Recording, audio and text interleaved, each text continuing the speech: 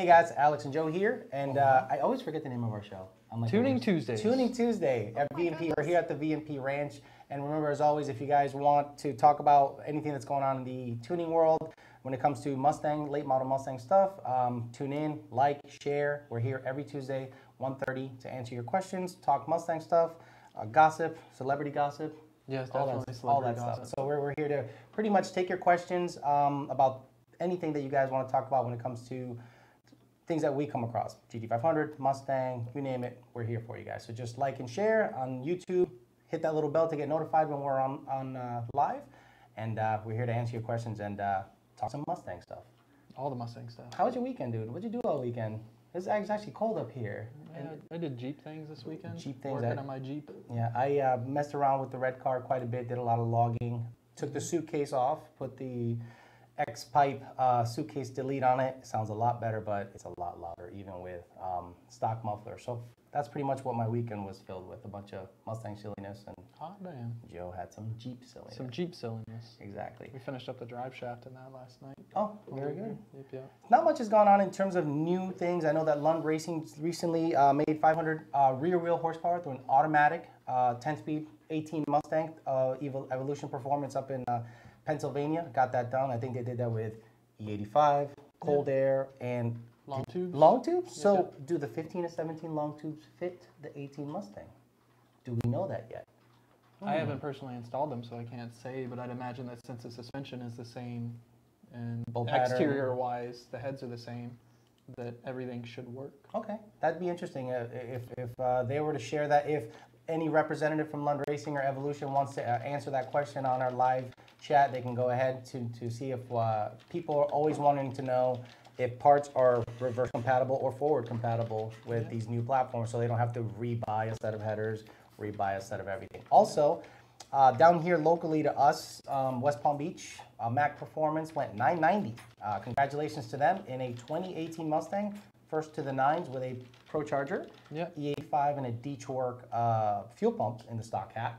Yeah. Congrats to them on the 85. Very good stuff. So real interesting stuff happening with the 2018 Mustang. It's progressing way quicker than I ever thought it would. We're already running nines, and the car hasn't been out, what, a month or two? Yeah, a couple months now, If that. So yeah, it's some exciting stuff going on out there. So yeah, that's pretty much what's going on. So if you have any questions, make sure to pop on, ask away. Don't ask when the Gen 3 is coming out. We already told you. Don't ask price Gen 3 is point. right there. Yeah, we have a Gen 3 here. Some of you saw some posts about a little keychain looking Gen 3, which I think is kind of neat. We can show you that later.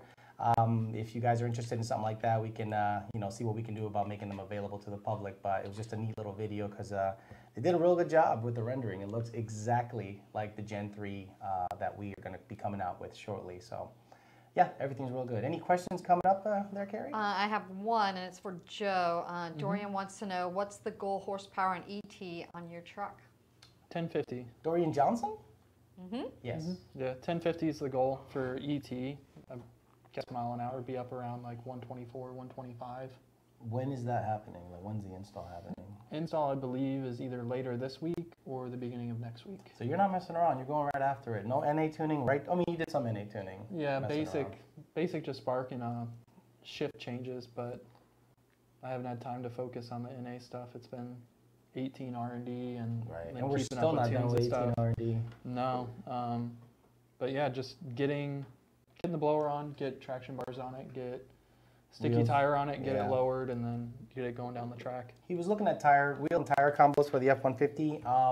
The wheels are what? 17 is the smallest you can put on the back of an F-150. Yeah. So this could be like an F-150 show, actually. It's Coyote related, and we do all that stuff. So a 17-inch is the smallest circumference wheel you can put, or diameter wheel you can put in the rear.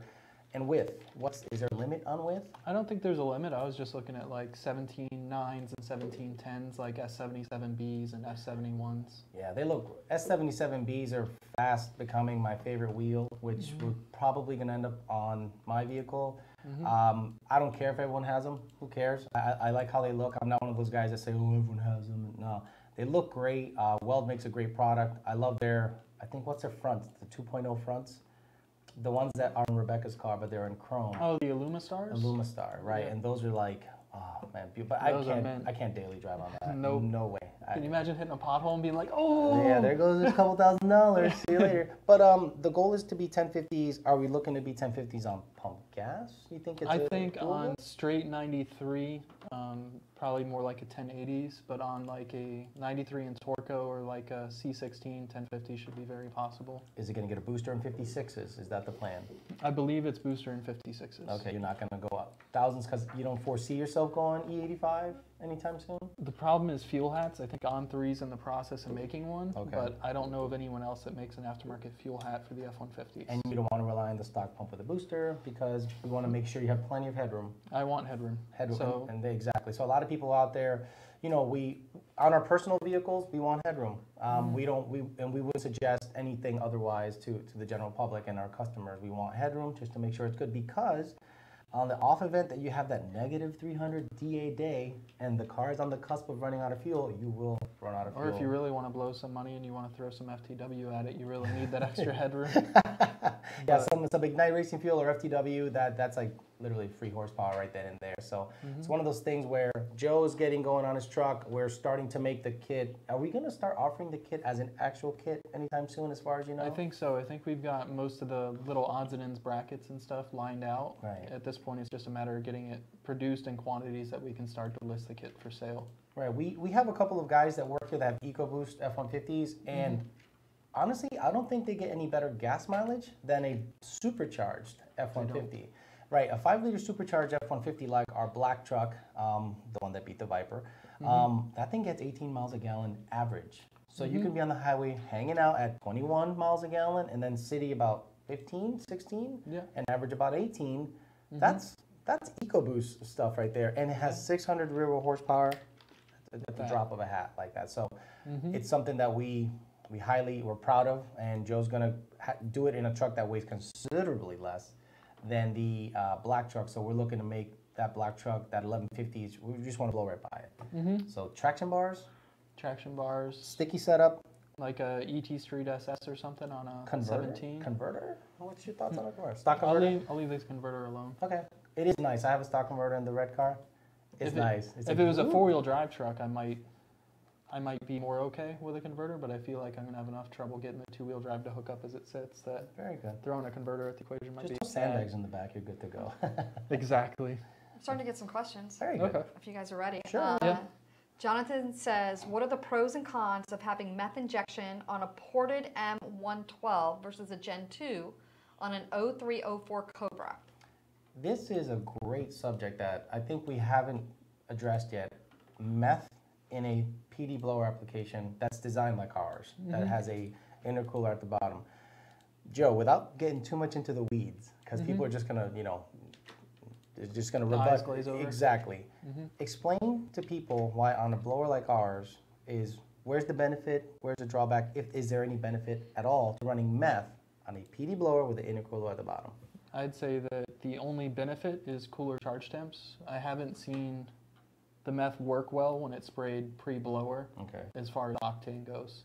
If you're in it long enough, you'll see the temperatures drop a little bit more than they would, like say on a 5-liter. Right. Where you hit it, temperatures usually drop 10, 15 degrees on the hit, then slowly taper back up. Right. It'll go down a little bit more on meth, but not considerably so. Right. So my thing with meth is if you're running a factory style intake manifold where the air charge stays in a single state after it passes through the throttle body, Right. where it's not getting pulled through the blower, heated up a whole lot, going through the intercooler, getting cooled down a whole lot, and then having to make two 180s to get to an intake port. Right. I feel like it works a lot better when it just stays active in the air charge and just cools it the whole way into the cylinder and doesn't change states. Okay, so you just don't like the fact that you have to go pre-blower, gets heated, gets cooled, and then it has to make two 180s to do what it has to do. You just think it loses its effectiveness when it comes to, okay.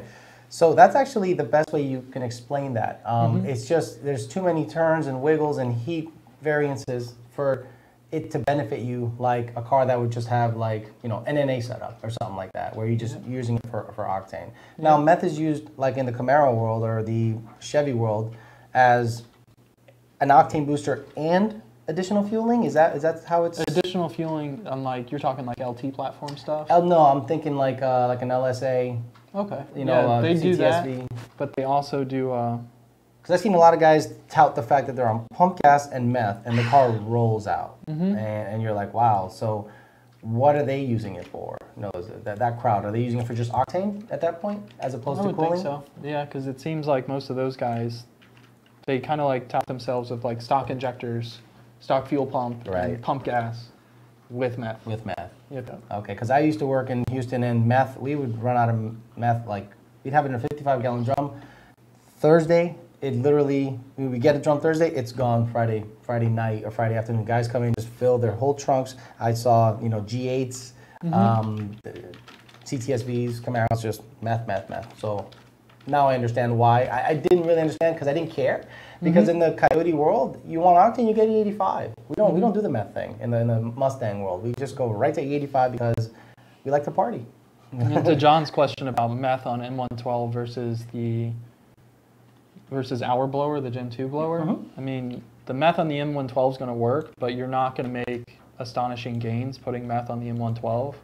I feel like you're better suited to just put the Gen 2 Cobra blower hours on that in place of the M122 and in place of the meth.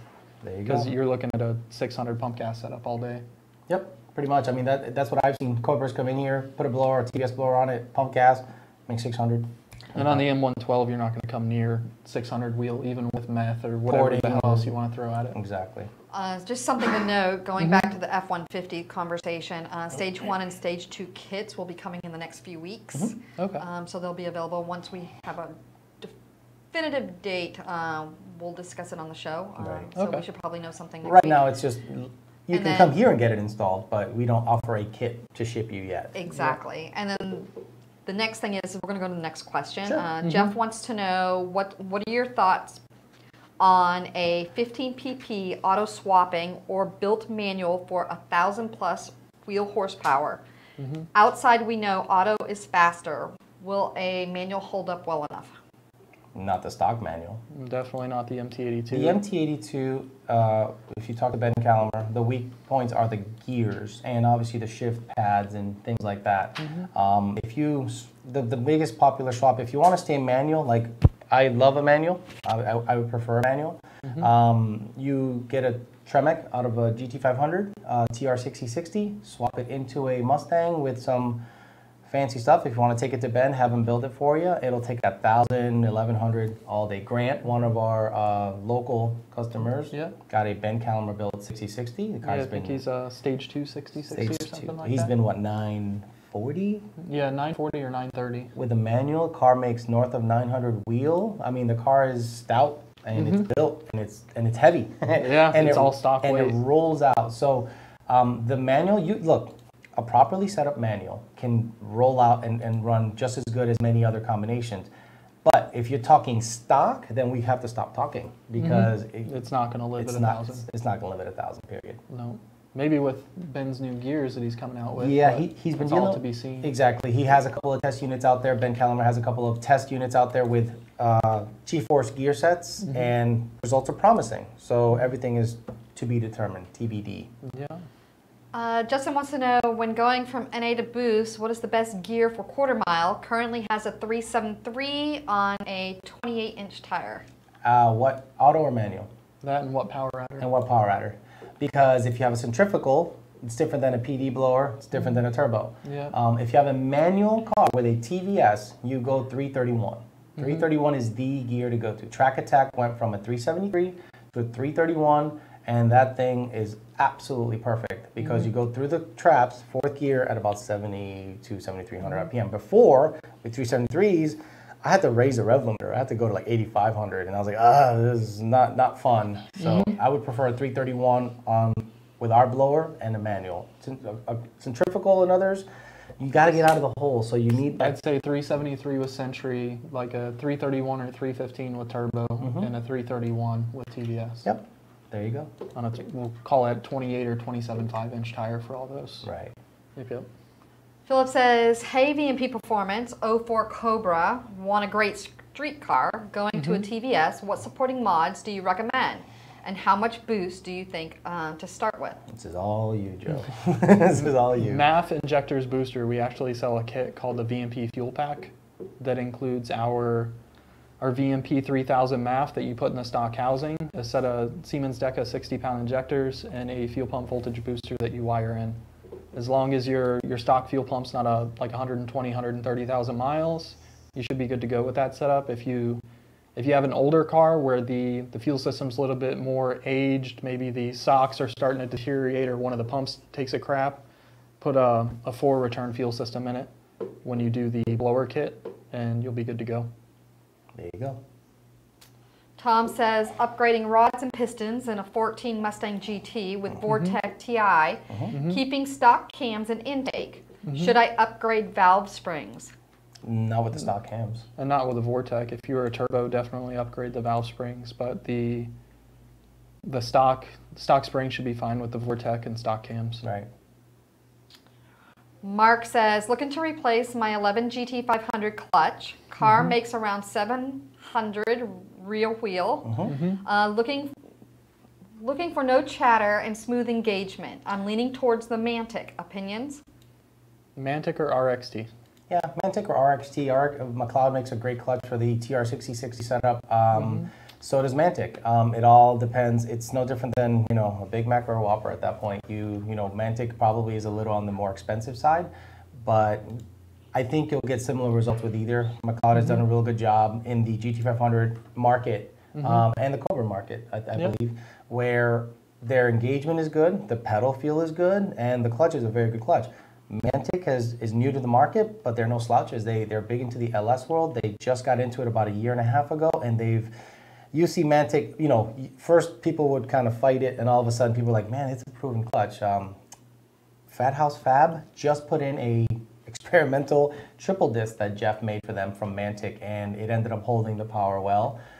They can custom make application, but again, like we said earlier, whether it's a RXT McLeod or a Mantic, I think you'll be really, in good hands either way. Yeah, and Grant loves his triple disc that Jeff built for him. Yeah, Grant. And that car north shifts. of 1,000. Yeah, that car shifts good, sounds good, held the power on the dyno. We broke it in properly. That's the other thing. Braking procedures, it's critical. When I see someone say, I burned up this clutch or a clutch, I go, well, what was the braking procedure? And they're like, oh, I totally drove it 500 miles in stop and go traffic. No, you didn't. Or if they did, they probably left it in gear with the clutch pressed down before the clutch was completely bled out. So it just sat there and glazed the clutch at the red light, and then you take off, and it. Because when you see heat, when you take a clutch apart that failed, you see heat. Okay, that's either user error, or you didn't wear it in properly, or there was some mechanical issue. I get that. Or it was making entirely too much torque, but exactly with, the wrong setup. With most street cars, you're not going to run into that issue. It's usually an issue of clutch slip due to driver error or improper break-in. Pretty much. Proper break-in, we like a stop-and-go traffic. I'm not saying go from here to Miami and back, and that's your 500 miles. No. You basically stop and go for a week and everywhere. Drive it to Publix, drive it to, the Wolfie's meet, drive it everywhere. And when you're coasting to a stop, put it in neutral, let the clutch out. Don't leave it in gear waiting for the light to turn green with your clutch at the floor. Exactly. And definitely if you live in the north or somewhere where there's mountainous, don't constantly play with the clutch at a light doing this silliness. You're just going to glaze stuff over. Just stay. That's what the brake there is for. And 2011 and 14 Mustangs have a hill assist. Yeah. And it just holds it there for you. So no need to have unnecessary movements. Just break it in properly, then go on the dyno, do some wide open throttle stuff, and get it broken in properly. You shouldn't have issues. Exactly. David says, Stage 2 Gen 2R kit for a 2017 Mustang. Can the JLT intake be subbed for the Roush? Be subbed for the Roush. I don't think we allow that option, but I'd have to check with the sales for 11 to 14? For 11 to 14? Or you said 15. I think he would have said 15 because 11 to 14 we don't include a Roush cold air. Okay. We include a JLT. A JLT, right. Okay. So he says Stage 2 Gen 2R kit for 2017. Yeah, so that comes with the Roush cold air. It comes with the Roush cold air. So he's asking if you can sub the JLT for the Roush or the Roush for the JLT. I guess I didn't get the question. Well, we don't include a JLT with the 17. Correct. Roush, we include the Roush style. It would be can I sub the JLT for the Roush, or vice versa. The Roush for the JLT, which I don't believe is an option on the website, but we might be able to cater to something if he's willing to call in and talk to us. If you go to the website and you don't have a drop-down menu to sub it out, then you'd have to just buy it, you know, because it's a kit. You understand? It's in a box and it is a kit. We can't like rip it open and go, here you go, you know, like, and then retape it and sell it as new. It is a kit. It is sold as a kit, so we like to keep it as such. Mm-hmm. I have a couple of questions over to YouTube, and so I'd like to get them knocked out. EM2K wants to know GT Roush Stage 1 with 79 millimeter pulley, a 650 millimeter methanol injector, 6R80, on the stock Roush tune. My air fuels are good, and -2 knock all the time. Is there any reason to custom tune it? I mean, it's on a Roush tune? Yeah, he says it's on the Roush tune. There's always a reason to custom tune it. I mean, Torque just because you're alone. Well, even then, if the, I don't know which Roush tune specifically he's talking about, but if the KS Advance is limited to 2 degrees, then he's maxing out the KS Advance. Right. So it's... He's not seeing any additional spark? Well, he's seeing additional spark, but only to a certain limit. Like if you open up that KS Advance limit to allow further, or you just put the timing into the borderline knock tables initially and then allow it to add on top of that, then you'd be further ahead power-wise than you are maxing out a -2 knock advance. Right. The also the other reason, because he said it was 6R80, our trans tuning is pretty legit. We have really good trans calibrations, and there's a lot of torque management silliness that there's protection set into stock Roush calibrations. So, you know, they got to warranty everything. We don't. It says you come to us if you want to party. So we can open it up and the car will run, maybe it won't make that much more drastic horsepower, but in terms of torque management, shifting, all that lockup schedule, all those things you'll be better served having a custom calibration just on that end of things as opposed to just on the power end of things. That and the vast majority, the Roush, like we'll call it 11 to 17 automatic tuning is on the engine side of things. They don't really do too much on the trans side. Right. You guys have a couple shout outs on Facebook. Alfonso says, go YOLO. Kevin says, Alex works here. I don't know. Who's YOLO? Kevin says, hi, Joe. Hola, Kevin. And Waleed says, I love you, Alex. Oh, my. That's weird. Yeah. Blowing kisses, too. Oh, yes. Oh, yes. Anthony says, why use both SCT and HP tuners for tuning? Does one do anything better than the other? Logging? If anything? Because I'll let you answer this, and then I'll probably chime in a little bit. I know a lot of people are probably referencing an American Muscle video where Justin was flashing with SCT but logging with HP. We use everything here. We're not one over the other. We use every available tool that's at our disposal. So if we can just plug in and log with HP tuners and see things that we typically cannot see, like mapped points, where the car is sampling spark from, what camp schedule it's in, all that stuff. It's a slightly easier for certain people's eyes to see it logging wise, but I don't think there's an advantage one over the other. I'd say from an end user standpoint, there's no advantage. Right. Now, on the tuner standpoint, yeah, there's many advantages, but we're not talking on our standpoint. We're talking on the end user. Yeah, this is all retail stuff. So from a retail standpoint, whether or not your tuner's using SCT or HP, as long as your tuner knows what they're doing, your end result should be similar. Another shout out, which I think is just kind of cool. Matthew Whitling says, hey guys, great work, very knowledgeable. Keep up the good work from the UK. Sweet. So that's kind of cool. Have some tea on us. Have some tea. Some tea and biscuits. And hot beer. Hot beer. Oh, man. Scotland. Ryan says, are there any benefits to running leaded 110 race gas over E85 on a NA Coyote for a drag strip setup? There's not a single advantage. E85, you're going to make more power. Well, even then, you don't want to run a leaded fuel in a modern wideband closed loop. You want to kill O2s and widebands, run leaded stuff, buddy. Go for it. But no, there's no advantage if that's your question. It's not better for the car to run. And it's going to be more expensive. It's going to be more expensive. E85 is $2 a gallon. Buy some injectors and get a tune, done. If you want to run C10 because you're either cheap or it's easily available, you're going to pay $9, $10, $11 a gallon for that stuff. So, and you're going to kill O2 sensors. So go stock up on O2 sensors and spend triple the money and go ahead. But you're not going to make any more power or go any faster with that stuff. C16, for the record, isn't as hard as like avgas, leaded avgas. Right. Leaded avgas is on O2 sensors, but it's still a mildly leaded fuel that if you're running a modern car with O2 sensors and widebands and stuff like that, don't run a leaded fuel with it if you can avoid it. Maticus says, first off, he says, thanks for keeping the Q&As going, that he's learning so much. Very good. He's pretty excited about that. That's a goal, really. And he also says he's got an F-150 5.0 running, 93. Can the Boss intake produce the gains on the top end without loss of torque down low? I want to stay naturally aspirated for a bit before I can afford a TVS. I've seen certain tuners claim no low-end loss. Look, I come from a carburetor world. If you were to tell me that you will not lose any torque with a Victor Jr. versus a Torquer, that's low single plane versus a high rise, I'd say you're crazy.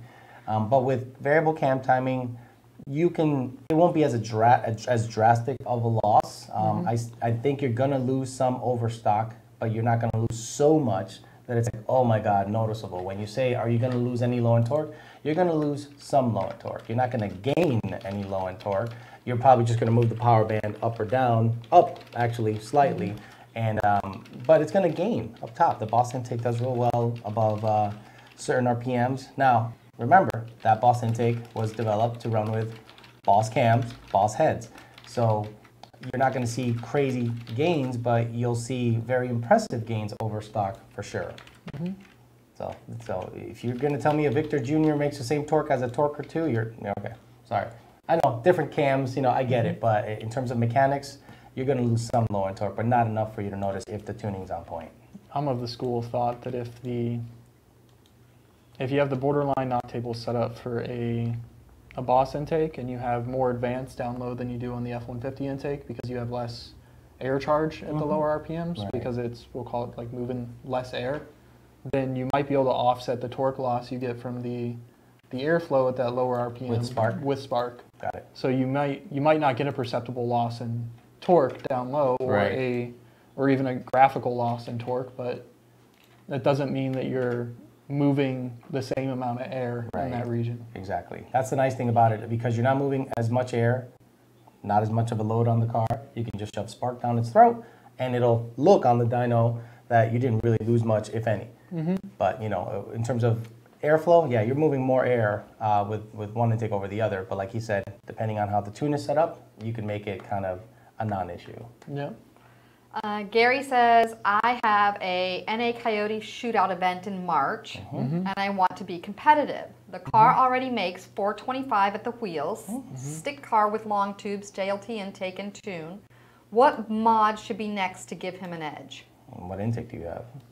It really depends on how He says he's got JLT. Well, what intake manifold? Yeah. I was going to say just start cutting weight out of the car if you really want to be competitive. True, yeah. I mean, 420 wheel. And get your shifting down, because a lot of those NA races are driver. That's why I love Coyote Coyote stock. Coyote stock is a driver. Well, look, there's clutch setup, there's suspension setup, but it is in my opinion, there should be an H pattern stick shift class. Old school, and let's see who, who can swing it really. But nowadays transmissions are pretty advanced and that's not a thing. But yeah, get your shifting tighter, lose some weight on the car unless there's a minimum weight to your class. If you can run E85 or good fuel in it, do that. But driver, suspension, and weight are probably the cheapest, easiest things to upgrade to get you going faster. Yeah. Back over to YouTube real quick. EM2K20 says, great Q&A, and you guys are the best in the industry. Will a SCT4 tune void the warranty if I return to stock tune? The advertisement says no trace of old tune. Is that true before any warranty work is needed? If you're worried about warranty, don't tune your car. How's that? Yeah. Don't tune your car, period. If you are of the mindset about the moment warranty comes into play, in my opinion, don't tune your car. That and drive it till the warranty runs out, then tune your car. Yeah, because if your concern is losing your warranty, don't risk losing your warranty. Right. If that's so important to you. Like with my F-150, when I put the blower on it, I have no intentions of ever taking that thing in for warranty work. If something happens to it, I'll do it. But it blew up. So let's return it to stock and bring it back, flash it back to stock, and have Ford cover it. Nope. No. No, I'm not. I don't think that's fair. Right. To them. Like, yeah, because like they produced a product that they feel is warrantyable. You change that, you heard it, whether it's due to tune or due to driver error or whatever. That shouldn't be on Ford. Right. I feel like that's someone looking for a handout. Right. So if you're worried about your warranty, we're not the guys to talk to. A lot of people like the Roush calibration because it has a warranty. Keep it on the car until the warranty runs out. Then hit us up. Yeah. And I mean, for the sake of conversation, the tune in and of itself doesn't leave a trace on the ECU, but there is a key cycle counter and a couple other things that Ford's able to look at to tell if you've either flashed the car or you've disconnected the battery. Right. What you tell them you did is entirely up to you, but the key cycle counter and everything looks exactly, if you tune it, it looks exactly like you disconnected the battery. Right. Do with that information what you will. Yeah. We're not here to tell you how to get around warranties. We're here to get Q&As about tuning and how to make power. Yeah. Okay, so Sorry to Jeremy, be so harsh, but I mean, get with it. Come on. Yeah. Jeremy says, what cam specs would be best for the 2.3 0304 Cobra with the VMP? Specs. He wants like duration and degrees and. We're not going there. Not going every setup. The moment I say something, a cam manufacturer is gonna say something else, and this guy's gonna no. Yeah. Hit up. L&M. Yeah. Hit up L&M or Todd Warren or Kurgan or one of those guys. Just get with them, see what they recommend for your specific setup. Exactly. I'm not gonna get into the minutia. We're not gonna get in there. No. Chad says, I have a 2-valve. I'm so sorry. Kidding. I'm kidding. 03 GT. I have a stage 2 comp cams and it's 340 horsepower on dyno, but it loses traction out of the hole. What can I do that's lower cost to get more horsepower and gain traction? Thanks. Lower cost. Tires. How about what tires do you have? What tires do you have? And if you say anything but a drag radial, you need to get a drag radial or even a drag radial on those.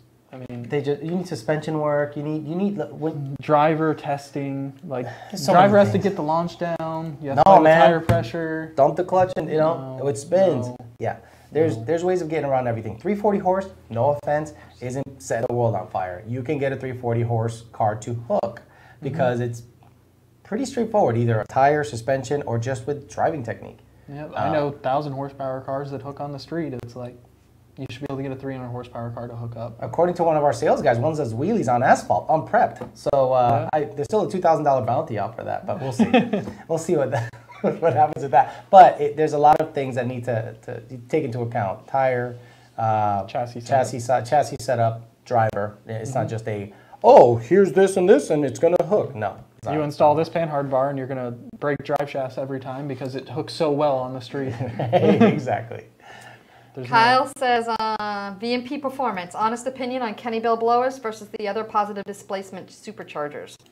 They move air just like every other positive displacement blower does. Yep. And based on testing, anything under 3.5, I'd put it up against a little 2.3, no problem. Anything above that, they simply just have size to their advantage, and it's a great blower. A lot of people in the GT500 world love them. They're big boy blowers. They make a lot of power up top. But we deal in the world of street cars, 600 to 800 wheel horsepower cars, and it's really tough to beat a little 2.3 at that power range. If you want to go 1,000, 1,100, how many people are really living in that world? Up 5%, 10%, $40,000 engines. Yeah, but 90% of the people who want a warranty, who want this and this and that, they want to be the 600 to 800, and they're happy. And 90% of people watching this tuning Q&A don't have a Kenny Bell 4.5. And they don't have a $50,000 budget to build an engine and then another 20 to throw at a chassis. So exactly. It's just like, that's our opinion. It's a great blower, moves a lot of air.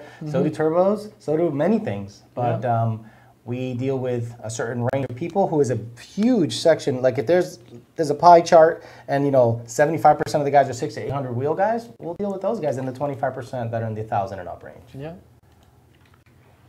Steven says, looking to upgrade 13 Boss, going turbo and pushing limits. What is the hugest I can push it? The hugest? Highest horsepower? 850, 900.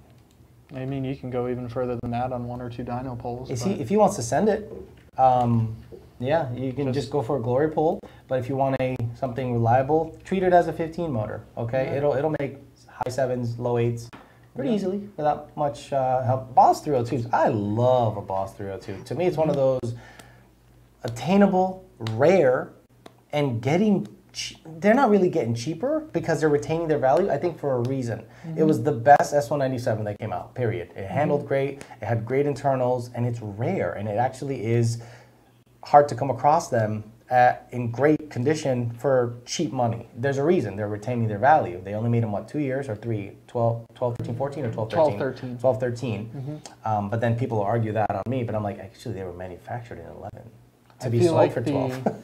I feel like the only thing that would have made that car better was a 60-60 close ratio. Yeah, 60-60 with a 297 first or a 266 first? 297 first. With 373s? Yep. That thing would have been mint. evil. So if you get a Boss 302, TR6060 swap it, you have one of the baddest rides around. And you can throw boost at it, you can do whatever at it. It handles good, it looks great, it's rare. So for those of you that care about resale and stuff, or just retaining value, that's a killer. I would love an all-white, D-striped, D-badged Boss 302. Yeah. Just hang out.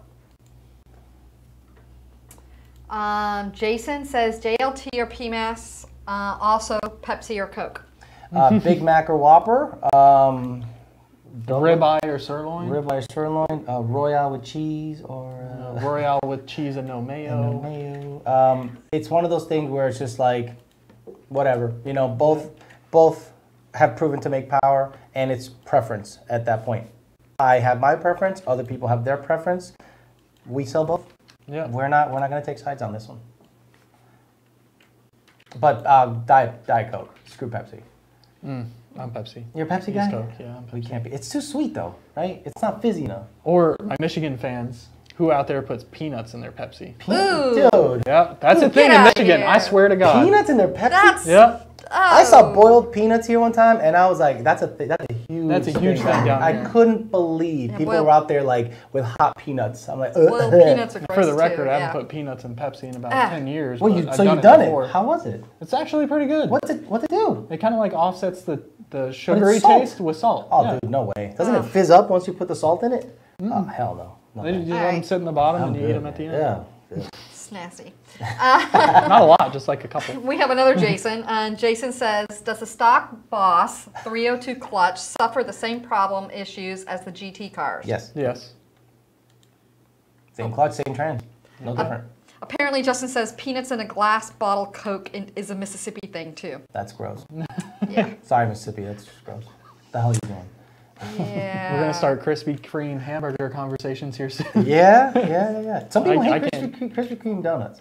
They hate on them. Oh, man. Really? Nice, warm Krispy Kreme donuts? Yeah, but you know. That hot and ready sign on? Hey-o. Joseph wants to know, twin turbo sleeved motor built 6R80 triple 465 pumps. Jesus. Okay. All of 1,200 at the wheel, at the drive line. He says items should be replaced or rebuilt to hold 1,200 to 1,500 wheel horsepower. Driveshaft, if you haven't, what do you say for trans? 6R80. 6R80. But if it's not built, Intermediate shaft clutches in the 6R80. center support, power by the hour. Center support by power by the hour. A 33 spline gun drilled axles in the rear, a 33 spline true track, or a Spool I think or S-Wave or something wave like track. that. Wave track. Wave track. Yep. So wave track, true track, spool, all 33 spline, get gun drilled axles. I think Mosier makes those. Mosier Strange. All the get some suspension. 5/8 studs. Yep, 5/8 studs. Longer studs. Get Anti-roll bar welded tubes. do it all. Yeah, do it all. At that horsepower level, you're not messing around. No. You know? And if you're gonna go anywhere sticky, you're gonna find the weak points real quick. Real quick. So yeah, do it all. 9-inch ends too. Definitely don't try and do that on a C-clip setup. No secrets. have that That's time. Fox body stuff. Just leaks everywhere. No. So PJ is in Michigan. He says he's never heard of it. Thank He's God. never heard of the peanut But is thing. he a Youper though? Well, that's exactly what I was going to say. It depends. Probably depends on where he's at. Adam says a 2017 GT, 6R80 Rouse Stage 1, 79 millimeter, and 650 millimeter methanol injector. Same dude. That's the same dude from earlier. It sounds like it. Sounds the same dude. Sounds like it's the same question. Yeah, maybe it is. Maybe Okay. he posted on both. Gotcha. Sorry. No Yeah, problem. it's all He good. went, Yep. Double dipping. Double yeah, dipping. he's double dipping, making Dude, sure someone he gets did that at taken a party care the of. other day. They double dipped the chip, and I was done. I was done. He went. Did And you he watch a went- Mythbusters? He on went that? back, and I was like, "What? Did he say there's germ spread or no?" No. They don't spread. They're It's like- saliva in the chip and then the dip. Well, that's, What if I that's hit how it right at messy the it same is. spot? What if they bite it and it breaks I'm not gonna after they touch I'm not it? gonna study the biting technique that much. Okay. You know. I don't know about chipping and dipping, but Patrick says Krispy Kreme, the first one is good, the next one will make you sick, Yeah. and that they had a Krispy Kreme by him and they changed it to Dunkin' Donuts and now he's happy. Dunkin's pretty sweet. I'm a Yeah. Dunkin guy, so Yeah. call me crazy. I'm good with Chris either. says, what's needed to run 150 shot nitrous E85 on a 17 GT safely? Mods, JLT, and catback. I hate the safely part. Safely Safe and nitrous? well, not even that. It's everything's relative. There's no Right. You can blow up a car in stock form. I've seen it. I've seen it where that bone stock cold air and the thing's rattling, and they're like, "What happened?" I'm like, "Oh, you were driving like an idiot all the time, bouncing it off the limiter. What do you think's gonna happen?" Yeah, that and even stock tune. Yeah. That's why they have a warranty. That's what exactly. Shit happens even when it's stock. Exactly. So, window switch, Yep. bottle heater. You also have to have safeties. You know, the window switch does a couple of things. It turns the nitrous on and off at predetermined RPMs. So at least you have that going for you. Yep. Purge your system properly, a proper purge. Don't be running air in it, go fat, and then all sorts of crazy stuff can happen. The right spark plug, the right gap. The nitrous kit itself, on 85, you're going to require a little bit different size jet, but they should have a chart that Yeah. tells you if you're running 85, run this size fuel jet. Yep. And in terms of safety, just buy a kit that has all that stuff built in. There is nothing that's going to be like safely 100%, because if you're out there doing some stupid stuff, That, and I think the only company I'm aware of besides the nitrous manufacturers or the kit manufacturers that makes a kit that I really hear anything about is JMS. They make a like all-inclusive kit that you can buy from them with like window switch. They do? and all their stuff. oh, yeah. okay, then there you go. That is not a nitrous company, right? That is not a nitrous company. So they have all the safety features and everything, but do they provide a nitrous kit along with their I stuff? believe so. Then Like a look- bottle and the plate kit and all Oh, that stuff. then that's awesome. They That's- have it in dry and wet variants as well. There you go. I mean, JMS is well known for their plug and play devices without tunes, where their pedal max, their booster pumps, all that stuff. Give them a look. Ask questions, but as long as you have a window switch and you're not doing some crazy stuff and you're running good quality nitrous at the right pressures, at the right fuel, the right plug gap, the right heat range, Just due diligence. that's all. Make sure it's all set up right. Keep good fuel in it, and don't cheap out on the nitrous setup. Right. If you just get a nozzle, a bottle, and no solenoid, and you just turn it all the way up, you're gonna have problems. But if you do it right, nitrous can be very consistent and relatively safe. Relatively safe. Right. Yep. We're starting to get a bunch of questions, That's so good. Okay. Just blow through quick, no big deal. just an FYI. Chris says, first mod for an 11 GT500, intake and pulley, or go for the 2.3 TVS daily driver? It depends on what your end goal is. If your goal is 700 wheel within the span of a year or 2 years, just buy the TVS. TVS. Yeah. If your end goal is 600 wheel over the span of 6 years, just pulley, cold air. And even then, you don't have to do the cold air on an 1112. The 1112 cold air is pretty good, so you could probably just do a pulley and a tune. I come from the train of thought that it matters, but it doesn't matter, because the moment you do something, you're going to do something else, and something else, and something else, and something else, and it's just an addiction, and you're going to get the bug, and you're going to want to do it. So I always err for the TVS, because at least it sets you up for gains down the road, as opposed to your blower being your limiting factor. But like he said, if you're a GT500 guy and you just drive it once in a while to get some ice cream and then just kind of hang out, the stock blower with a pulley and a cold air, it's pretty quick. Especially if it's a performance pack 1112. Yes, actually, I love, me and Joe, and we subsequently started seeing a lot of 11 to 12 tunes come through. We were like, yes, it's becoming a thing where 11 to 12s are becoming affordable, because guess what? They're the same price as a GT. I'm going to get myself a 1112 GT500 if I could swing it, as opposed to a GT. Why? The transmission's better, motor's pretty stout, makes way more torque than a GT ever will. Yeah. So I love it in 1112, especially performance pack 1112, black, no stripes. That's my jam. Richard says, need recommendations on how Holley Smart coils mounting hardware for a mod motor. Nope. No, stock.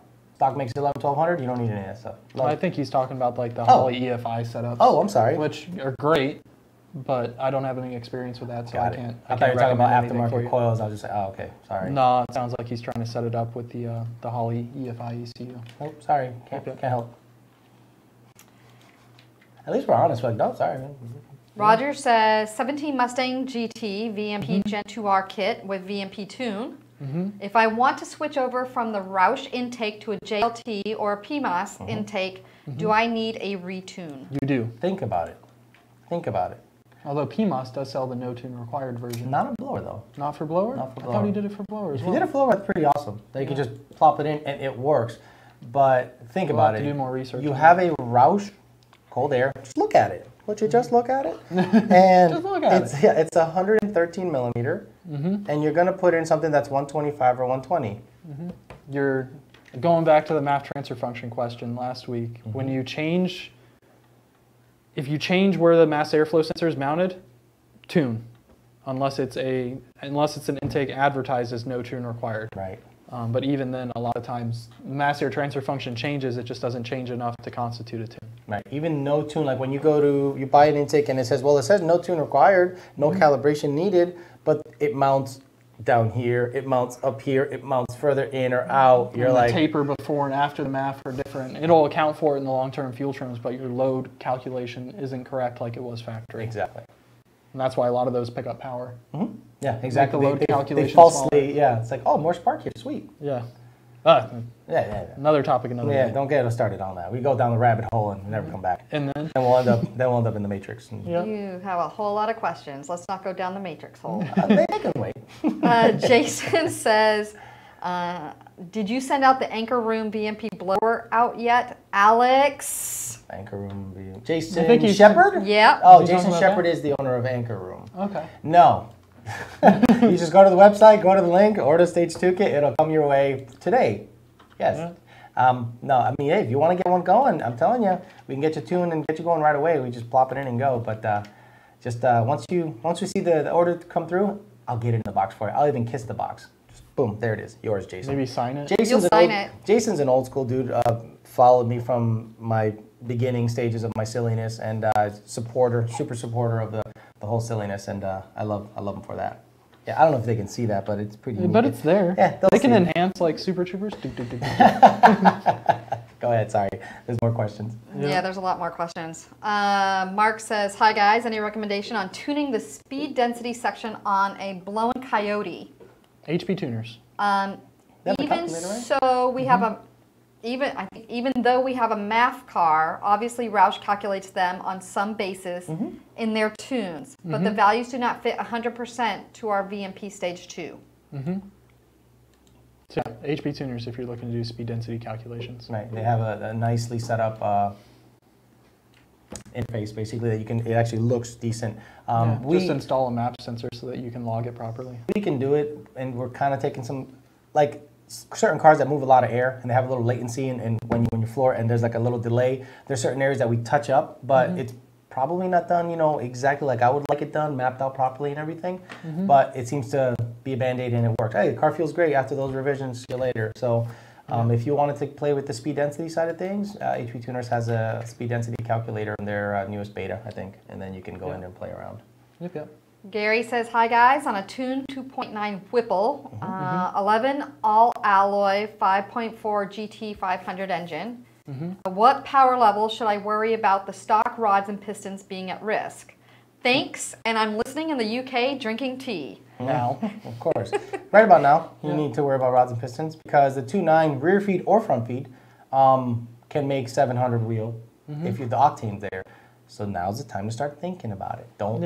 It's not like a don't drive your car, it's going to blow up type of conversation, but it's a keep it in the back. You're making significantly more power than you did stock. You should start thinking about rods and pistons. When I was chasing my nice second run on the black car, that was in the back of my mind the whole time. I could have pulleyed down and throw a 69 millimeter pulley on it and said, screw it, let's party. But I didn't want to scatter my engine.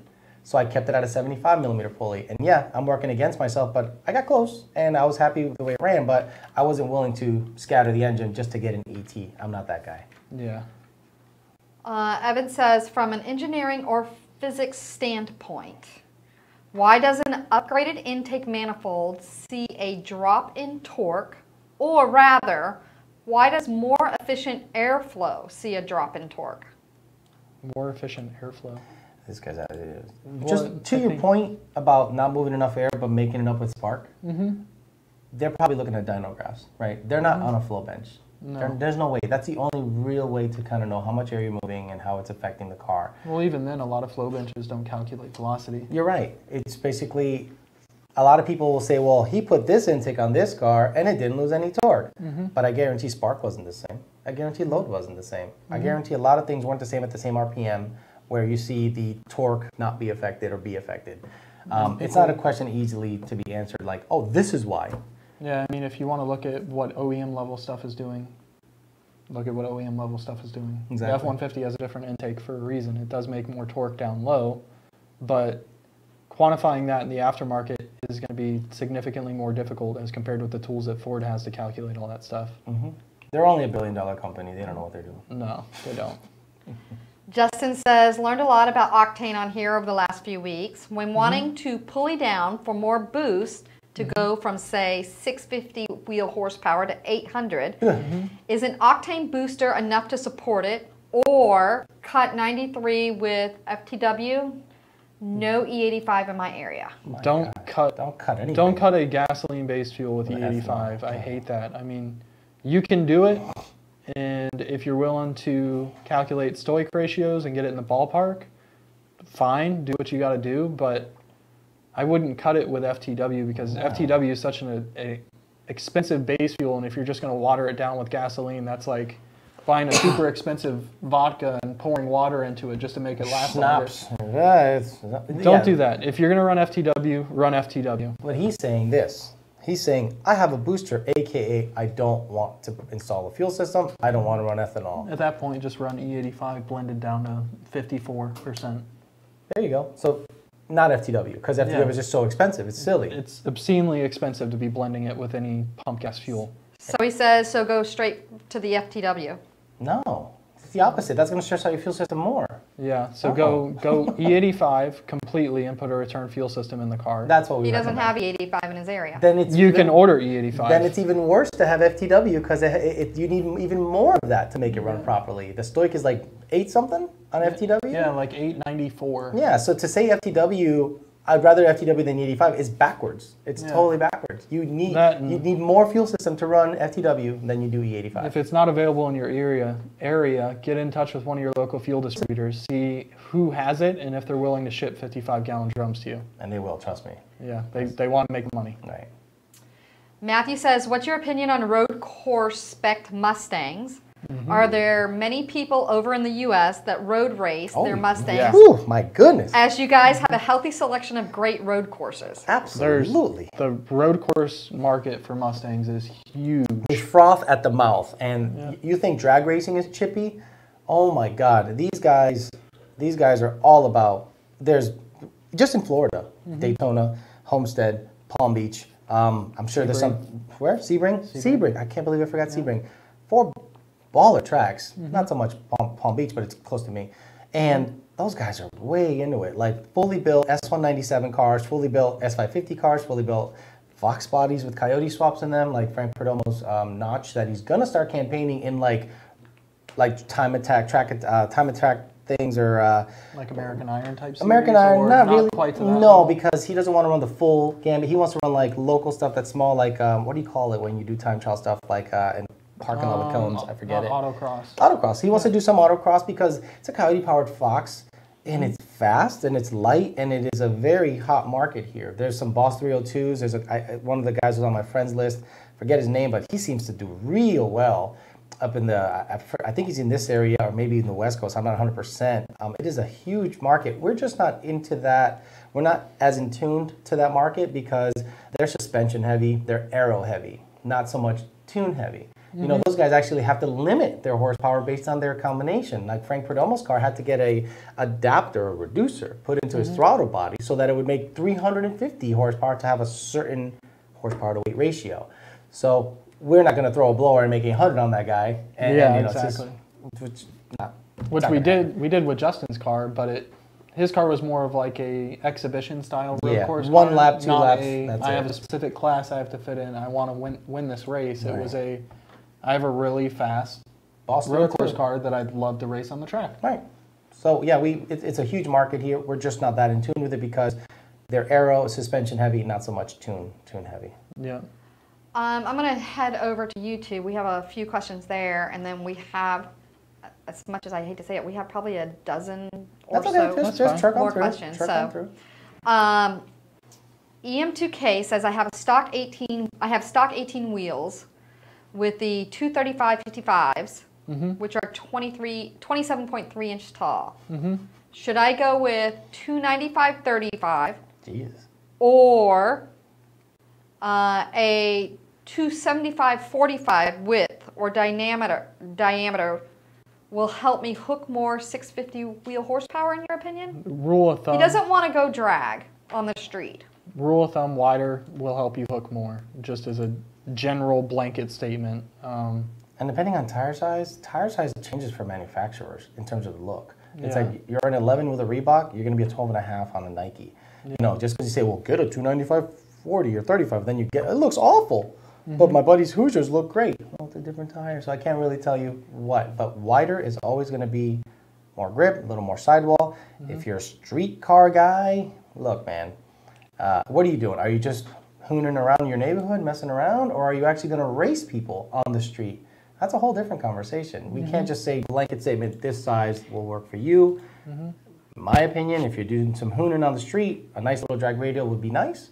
If you're going to do some fun stuff at the track, buy yourself a slick or a dedicated drag tire like a DOT Pro or something like that, and party. I can't tell you a blanket statement on size. Nike Air Shock is the best shoe ever made. Only wear that shoe. Exactly. It's just like shoes. Try a couple things out. I know it's expensive to try things out, but one set of tires buy this, one set of tires buy that. See which one do you like more. Right. The reason I am going to go 15-inch on the S550 is a couple of reasons. Sidewall, but mostly tire selection. There are way more available sizes, tires in 15, DOT Pro, ET Street R, ET Street SS. You can get a Hoosier, Bracket Pro. Yeah, a Pro Bracket Radial. You can get like 6 or 7. What do you have on a 17-inch? You have a Hoosier 17-inch slick or a ET Street R? Or M&H. Yeah, exactly. Yep. That's it. I want a DOT Pro, an R, I want an SS, I want a whole bunch of different things in 15, and the price is cheaper because it's a 15, there's more available, and you have more sidewall, you have slightly bigger patch. I know some people can cut a great light on a 17. Guess what? I don't care. I want to run a 15. Jonathan wants to know, what do you think of the Ford Racing track tune for 14 GT with axle backs? I'm trying to racing track tune. Track tune? There's no. I don't. As far as I know, there's no track tune. If he's talking about like a track mode, maybe. Probably a track mode. If it's the ProCal, like they have maybe an upgraded tune, they're fine. You know, I like our product, but I haven't personally tested it, so I really couldn't give you any input on it. Yeah, same boat. But the axle backs make all the difference in the world. They sound great. Abdulaziz says, what is the highest horsepower that you can go with 1300cc injectors? Depends on... different in a Cobra than a GT500. Is your base pressure 55 PSI? How much boost are you running on top of it? What's the brake-specific fuel consumption? You are running out of your... RPM are you turning? That's a very complicated Let's go Cobra. 1300 on a certain setup, which you have certain experience with. It's an auto car, I think. What are you maxing out your injector at? What do you think the 1300 on that would be maxed out at? Is there like a power number where you're like, high sevens? That car was auto, so it's like high sevens, it's pretty well maxed out, which would probably be 850s, 860s through the... manual. Yeah, through a manual, maybe closer to 900. It's hard to estimate power loss through that car, but it depends on boost largely in RPM. It's not a blanket statement where it's like, this horsepower you run out of this injector. You can run out of injector at 9,000 RPM on a 4.6 with, we'll call it like 23 pounds of boost, and be completely fine at 6,000. Right. So to say what's the horsepower limit of a 1300cc injector, there's not really a horsepower limit. There's a combination limit that limits how much horsepower you can make in a specific combination. Right. So just go to ID's website, pop it all into their calculators, and that'll tell you whether the 1300 is enough for your setup or if you need to bump up to the next injector. Our dealer says, "Hey Joe, O'Neill here. I installed a Magnum XL. Besides, Joe O'Neill? He just says O'Neill. Okay. So I installed a Magnum XL. Besides changing the reluctor to 12-inch, the cowl, will the signal between the VSS and the ECU work well, even though they are different signal types? I am trying to avoid using the decoded digital box." You don't need to use the decoded digital box. You do not need the decoded digital box. You just change it in the calibration, wire it in. I have it in my car. I have a Magnum XL in my car. The speedo works fine. You could just tell your tuner, I have a Magnum XL. As long as you wire it in VSS properly, it's 2 wires, isn't it? Yeah, 2 wires Two instead wires. of 3. Yeah. I think the MT82 is 3. And the other one just kind of, and then it works. It just works. You don't need the box. No. Not necessary. And then whoever says BS, that's because they bought the box. Skylar says, "I have a bolt-on 2012 with a 4C. Should I swap out my 2-piece immediately, or does the 2-piece drive shaft still have some life left?" Come on, the autos. Waking right up to a 2-piece? I said waking right up to a 2-piece. I can right up to a 2-piece. You are less likely to bust an auto drive shaft, but I'm not going to tell you to keep it in there. I'd always err on the side of a better drive shaft. I broke a drive shaft at the track. It sucked. It was a bad time. Taking the bolts out with a mangled drive shaft wasn't fun. So I would, it's not just the drive shaft itself, it's the splines inside, or the splines don't break, it'll pretzel on the ends. And you could break a rear end or a transmission if it pretzels and pulls the output shaft or snaps the output shaft or snaps a pinion. It's cheaper to do it now than it is when the drive shaft comes through your floorboard and takes out your leg, or if it breaks your transmission or it breaks your rear end in the process, or even breaks your exhaust. I got lucky. The splines broke and it didn't take anything out, but it did pretzel both ends. So it's not worth risking when you're launching hard. Chris says, "Wanting to go with the drag radial setup. So whatever drag radial you prefer. a great everyday drag radial setup." To me, there's not a great radial setup. To me, there's not a great everyday drag radial, because if you get caught in rain or snow or anything, a drag radial is not a tire you want to be on. But if you, in my experience, the only drag radial I was ever comfortable on when it rained was a Toyo R88. Oh, R88, right. Yeah. R88, I have more experience with the 555. That still wasn't that good. No, the 888 was completely fine for me. Like, as long as it still had tread. Like, when it started getting down to 2 or 3 30 seconds and you're on the highway in the rain, you had to slow down. Right. But for the first 75% of its life, I could be 60 to 70 miles an hour on the highway. No issues. Never had a sketchy moment on the highway. Not to say that I'd recommend doing that, but I never had an issue with it. So if I had to recommend an everyday radial, it'd be an R888. And they make an R888R or something now too. Right. Gary says, "Hey guys, are Deutschwerks injectors any good? I have a VMP 1.9 Supercharger going on an 09 Mustang, looking at the 60-pound injectors." You got to understand, asking that question is kind of funny, right? We provide it in our kit, okay? But at the same time, we like certain injectors from manufacturers. Right. And I would never say on camera that something from a manufacturer is bad. That's just crazy. You know, I have Deutschwerks in my car. We offer Deutschwerks in our Stage 3 kit. I have Deutschwerks in the red Turbo Cobra. Oh, there you go. So with that being said, I recommend the DW95. The 95 is the go-to, in my opinion, when it comes to, if you're going to go in stages, this is the way you do it, right? Let's say you have an NA car. You go 47s if you want to go, Ford Racing 47s if you want to go 85. If you have a boosted car on pump gas, you can step up to a 56 or MU52, whatever it's called, GT500, 1314, GT500 injector. And then you jump everything else and you go 2000. Yeah. You don't go to the 70s, the 80s, the 90s, the 63.5s. You go right to the thousands. And that's where we recommend the Deutschwerks 95s, ID 1050Xs, the old ID 1000, which they don't make anymore, but we just jump to the 1000. Don't mess around with the in-between stuff. Yeah. Apparently everybody's here for the couch. The couch? The couch. Sweet. The couch is in the other room. Yeah, we got to get the couch. Yeah, RJ wants to know, is this couch for auction? Joseph says, how much for the couch? RJ says, ma'am, what is the highest bid on the couch? Nice. Am I late to the auction? And Ryan, R-Y-N-E? Ryan. What's the last name? Rainy. McElroy Okay. says, what is the average mileage this couch gets per gallon of KFC? I have no idea. Where are they getting the couch? KFC reference? gravy or KFC mashed potatoes per gallon? I don't like either. The gravy doesn't get you quite as far. Ben wants to know, is it a high performance couch? It's definitely a high performance couch. And I wonder if someone typed something wrong It's the casting somewhere. couch. I don't think it's talking about. I think someone David typed something says, wrong can somewhere. we see the couch before the auction starts? I'm wondering where the questions are. And how fast is the couch? So anyway. The couch is always Oh, What and am I Grady missing? says the couch auction is starting. So I'm not quite sure. So you have trolls on the group, and Yes. you just avoid those totally So altogether. just Don't so even you know, acknowledge them. Don't they're even having acknowledge. fun with the couch. Yeah. There is So- no couch. So Lupe says, what are the main differences between the F-150 and the GT50? Also, what would be the cost difference between them in 500 horsepower range?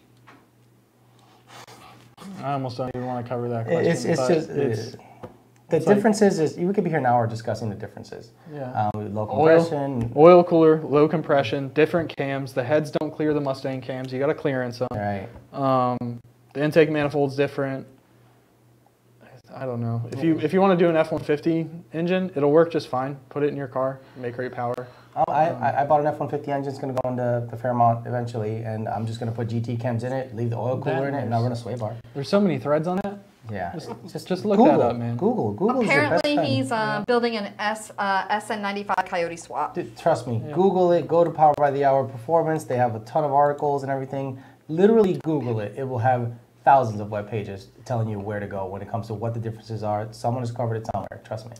Yeah. Pavin says 13 to 14 GT500, 5.8 block versus 11 to 12 GT500, 5.4 block. Block? Pros and cons. One's expensive and available. One is not as expensive and significantly more available. Right. The 11 to 12 is more available than the 13, 14. Yeah. Yeah. And if you break a 5.8 block, I promise you will cry when you see the price.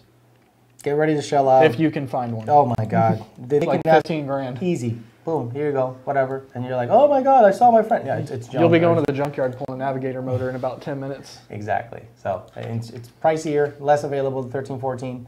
But if you, I wonder why you're looking at blocks, or are you looking for vehicles with the blocks in them as to what the difference is? Because 9 times out of 10, the people that ask these questions are at 600 wheel. Yeah. It's just like, who cares at that You're point? not going to hurt either of those blocks within a reasonable power level unless Right. you put a rod through the side of it. Exactly. I'm going to head over to YouTube real quick. TJ says, what would you say to someone who wants to buy a Crash S550? Should the title make a difference? That's entirely up to the guy What are buying you it. going to do with the car? If you're going to keep it for the next 15 years, the title shouldn't mean a damn thing to Right. you. If If you're you gonna want to sell flip it in it- 2 years, Yeah. I'd start looking at the title to make sure it's clean. Joseph says, you guys going to Bradenton for NMRA in March. We have a Sure booth are. showing your new blower. Every year we go Yeah. to Bradenton. Whether or not the blower will be there in March is to be determined. TBD. Possible, but TBD. Right. All right, so I'd like to try to get through these last set of questions, just so you know. We've already gone over time. Make sure there's like a sentence, not like Yeah. like if a guy Yeah, has a mod if list, it- forget it. If they're Yeah. really long or convoluted, Yeah. then you guys can go through. Joe will go in after the fact, and we'll answer the questions individually. And if on you guys Facebook. want us to keep doing this, be sure to like and share the post. Like and share if you Especially want the this thing. trolls. If you're going to troll the post, at least like and share. And don't get me started on trolling. No one's gonna beat me on that. So don't get me started on that stuff. So James says, hi guys, I have a 12 Boss, has the red key Ford tune, would like to get a tuner that works with the red key ABS and traction control changes. ABS and traction control changes, pull your fuse.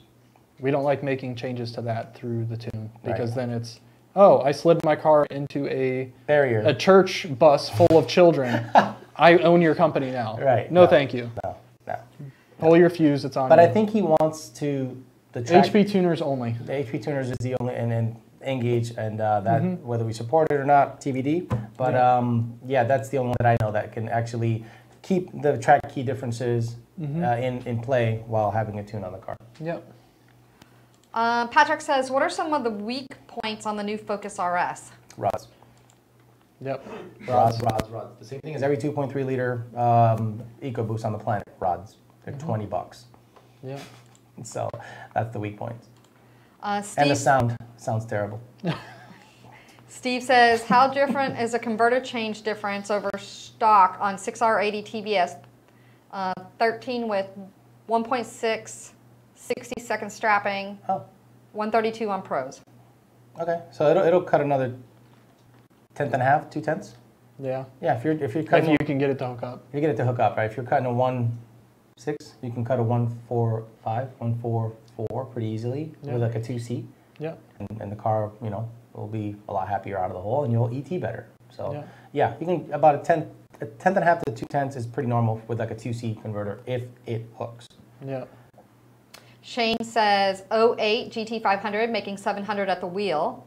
What is your opinion of the watt box for two-step and shift delay? GT500, I don't mind it because you're not parking cams. The cams don't revert to zero. I prefer you learn how to drive the car. Yeah. That's all. I prefer you learn how to drive it and not rely on any driver aids. Because you know what happens? People leave it to the wood and they wear out everything faster. Everything. And they want to see flames and this and that. Look, a watt box to me is a driver aid for people that can't drive. Drive it, learn it. You won't need a watt box. The only reason a watt box is nice is to hold it at a certain RPM out of the hole. But in terms of shifting, I don't like it. I don't recommend it. Learn to drive the car. You'll be better off. Invest in your personal knowledge. Yes. And your skill set. Look within. Yeah. Not the watt box. The answer you seek is within. Yes. Do some self-analyzation and do not buy the watt box. Mitchell wants to know if you're running the half mile, Alex, and the red thing. Yeah. Yes, the red thing. Yep. Ryan says GT350 intake manifold on the S550s GT. Is that a question? Yeah, no. Throttle body, what is being changed in the tune considering the MAF throttle body are not changing? Wouldn't this be more of a mechanical advantage? It is more of a mechanical advantage, but you can run more RPM with the GT350 intake manifold. We take advantage of that. Make sure we take advantage of that. I'm not going to tell you exactly what we do. Yeah. And you can do different stuff with cam timing. Exactly. But another topic, another day. Right. Probably something we won't say publicly. Justin says, the odds of breaking my MT82 with an RXT built rear end with a 15-inch bias ply hoser? And since you're running a bias ply tire, your chance of breaking it... I mean, I like... Hoser? Because you're running a bias ply, your chances are less with the unsprung hub. Like if you were running a sprung hub clutch, your chances would be even significantly less. Yeah, a sprung hub, if you look at a clutch disc and it has little springs in it, it is a sprung hub, meaning it takes a little shock away when you're applying the clutch. Clutches that do not have that are more likely to wear out parts quicker. We're not going to tell you. Getting into an accident with an airbag and getting into an accident without an airbag. Pretty much. Justin's laughing at me. He's like, I'm like, what's a hoser? He's like, I spelled it correctly. Right. Sorry. It happens. James says, fully built long block from Ike. 76 millimeter turbo, ID's 1300s. South Florida E85. Triple 450 pumps. He's got Lethal's fuel system. Okay. 3 pumps on continuous. Okay. Would you recommend 1 or 2 pumps on an HOBS? 2 pumps on all the time, 1 on a hubs. Next question. And Dan? Would you suggest buying the Illuminator or regular Coyote if you were going to put the VMPPerformance kit on it? This would be going on another airboat. Oh. Depends on what your end goal is. If you want the airboat to make, I assume this is Travis Houseman or Tyler Houseman. But it's Tyler, yes. They're twins, aren't they? They are. Yeah. If you want it to make 800, do an Illuminator. If you're okay with the 600, 700 range on a pump fuel, just put a stock Coyote in it. But if you really want to party with like a 2650 or something, definitely do an Illuminator. Michael says, looking to buy a regular cab F-150 to boost. 4x4 rear wheel drive. Heard you guys had a death wobble on your F-150 drive shaft. It wasn't a death wobble on the drive shaft so much as the drive shaft exiting the bottom of the vehicle. It said, peace. I quit. It punched out. To me, death wobble is when you're going down the highway at 60, you hit a pothole and the whole truck shakes until you slow down. No, this thing just said, peace, I'm done. Yeah. I'm out of here. So the drive shaft experienced a death, but there was no wobble. If you're looking at a fast regular cab and you want to do it on a street tire, do it with a 4x4. If you're okay with putting a drag tire on it, do it with a two-wheel drive because the two-wheel drive's lighter. Yep. Ernesto says, hi guys, I have an 11 Mustang GT Auto. I want to get a 15 to 16 long block. Is it straight? Is it a straight swap regarding ECU or anything I need to swap from my engine? Cams. Yeah, the long block is not a straight swap. The short block is. If you're doing a long block, you'd swap the cams, the Crank timing sprocket, set, crank sprocket, phasers, everything. Yeah, everything in the valve drive train needs to be swapped. So on cams, the cams, put them on your old engine. Your old engine. Put them on the new stuff. Take the old, swap everything cam related. Cams, the phasers, the crank sprocket, everything. Swap it all over to your new engine because I almost despise the S550 short block and long block questions. Because it's Just build a short block. Build a short block because okay, I understand if you can get one for $1,500, $2,000, $4,000, whatever. Why don't you just take your existing engine, or like he says, buy an F-150 engine, rods and pistons in that, balance it. You're into it for about the same money. And then you swap it in and sell your old short block. It's right. No, 15, man. 15 Didn't the price engine. of the short block and long block go up? Yeah. To me, that kind of took the incentive It was away. $1,500 for a while for the short block. Then people started doing it. Ford went, whoa. Oh, we can make some money on this. So they like doubled it. Yeah. Got to go up. Yep. So at that point, that's where that no longer became a thing that's worth it. As compared to just doing rods. Chris is checking the battery right now because he's like, man, you guys are talking so much. Yeah, so we're going to do this for about 10 more minutes. Hey, okay. We have a few more questions. Do we have enough battery, Chris? Good. To try to get through. RJ says, will my LSX MT82 heads bolt up to a Coyote block with ID100s, direct port injectors? Which lift pump would you suggest for this combo? This is all you, buddy. It's a troll question.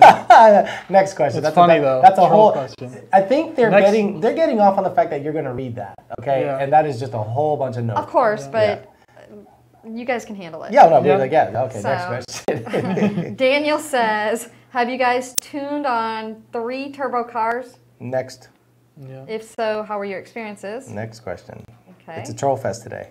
That means we've made it. You understand? That means we've made it. They just hate us because they ain't when us. they go on your page and troll, you've made it, brother. Yeah. They hate us because they ain't us. Reagan wants to know what type of exhaust does your couch have. So Chad. Ask your mom. Don't get me started. Don't get me started. Chad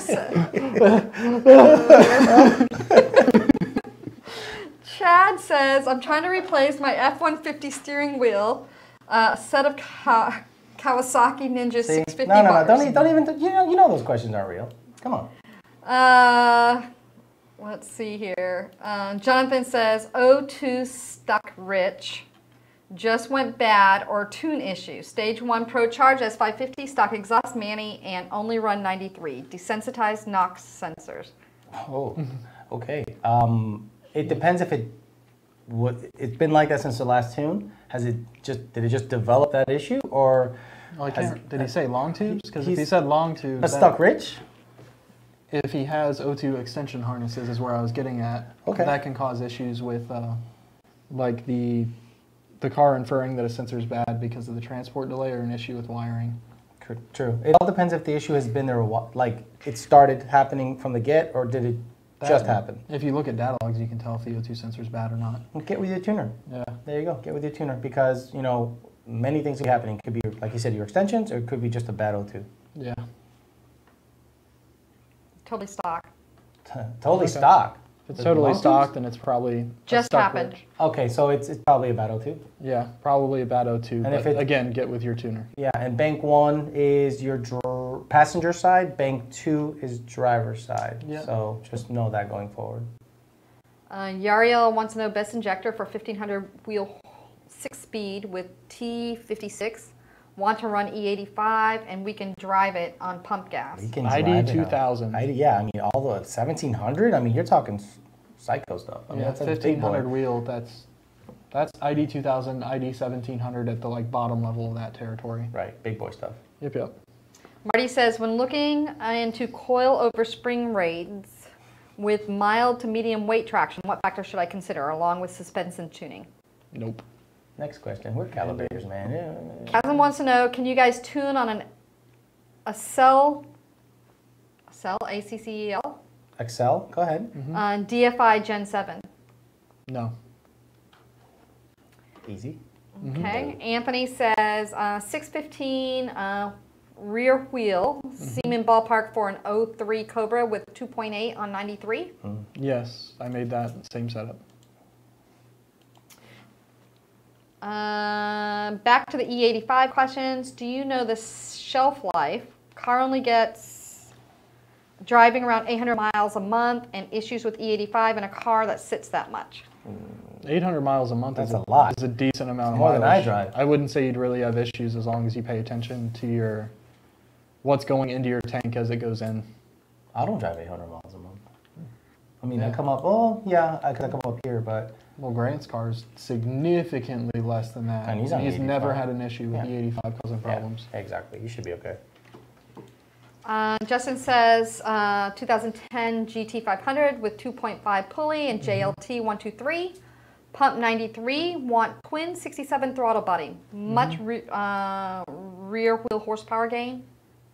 Wants With to know. going from a twin 60, yeah, about 15 to 20 horsepower on that setup. Yeah, pretty straightforward. Yeah. That's typical gains on that moderate boost level. And Andrew says, please tell my friend Rob to take his Bomba Tomb off and get a real calibration. Probably shouldn't have said that, but that's okay. Yeah. Yeah. It happens. Yeah, I mean, tell your friend to do it. I don't need to tell him. Yeah, I don't have to tell him. I'm not going to tell anyone to do anything. Yeah.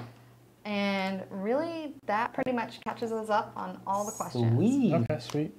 So we're getting trolled. That means we did good. Good job, Joe. Yeah, good Mission job. accomplished. Butt scratcher. Mission accomplished.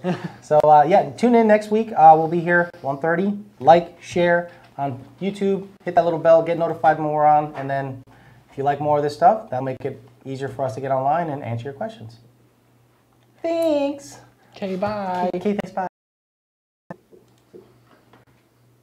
Oh, he just got all